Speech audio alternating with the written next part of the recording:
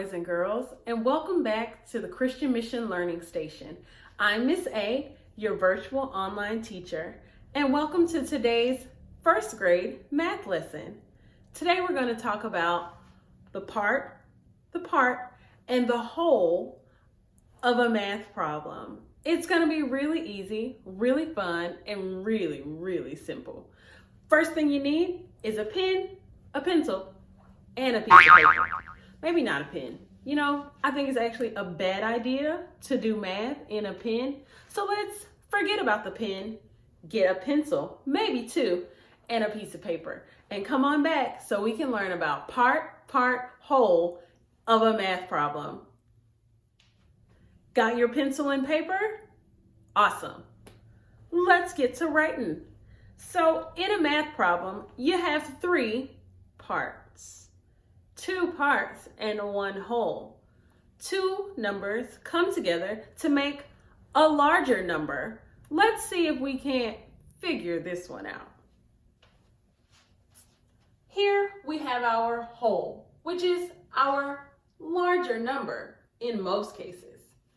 Here we have the two parts that will come together to make a whole. So why don't we start with the two parts?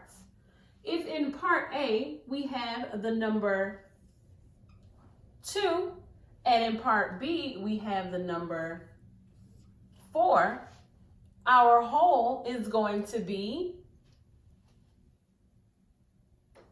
the number 6. Because we took one part, the 2, and we added it to the second part, the 4, and together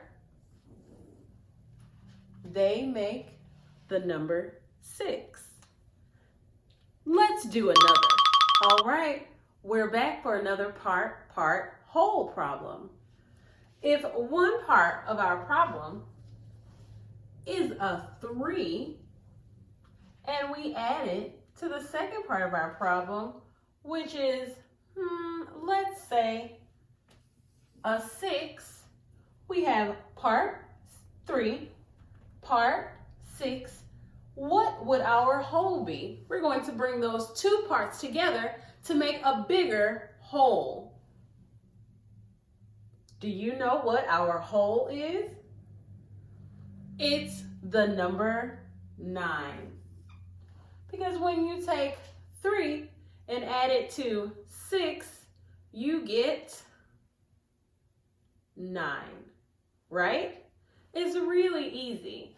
The concept is that if you take two pieces and put them together, you'll have a larger piece, which is what we're calling the whole. And our two pieces, we're calling the parts. This time, instead of starting with two parts to get our whole, we're going to start with the whole and one part and see if we can't figure out what our missing part is. Let's give it a try.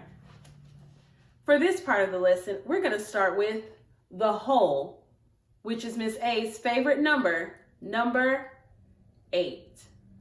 And we're going to start with one part. And that part is going to be the number 4. If we have the whole, which is 8, and the part, which is 4, what is our missing part?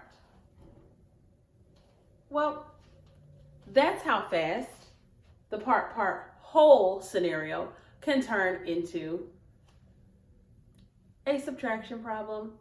All you have to do is take 8, subtract 4, and you will get our missing number. Do you know what it is?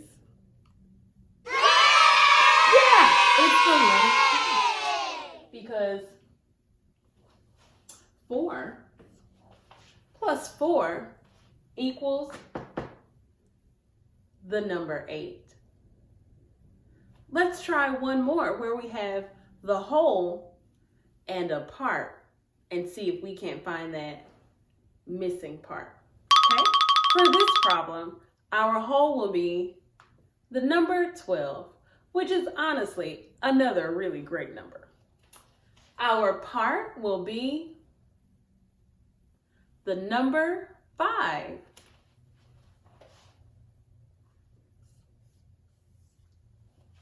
If we have the number 12, which is our whole, our biggest number, and the number 5, which is a part or a piece of our biggest number, what is our other part? Did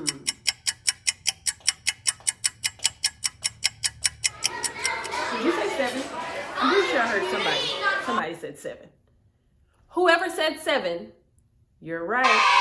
Because 5 plus 7 equals 12. You see, students, when you take 2 parts and put them together, you get a whole. And that's how we learn about different math facts. And that's all math is bringing 2 parts together to get a bigger whole, or taking the whole and one part to find that missing part. Do you understand? Here's one just for you to do all on your own. And don't worry, we're not going to start with the whole and one part. We're going to start with our 2 parts.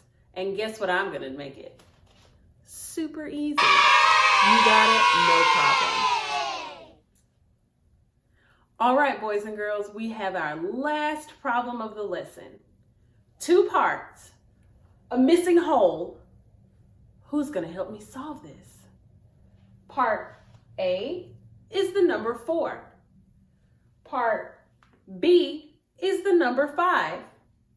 When we bring these 2 parts together, what is our whole? You got 10 seconds. 10, 9, 8, 7, 6, 5, 4, 3, 2, 1. Time's up. Do you know what our whole number is? If we take 4 and combine it with 5, we get the number 9, because 4 plus 5 equals 9. You guys did awesome today. You know what I think we should do? Have a celebratory dance.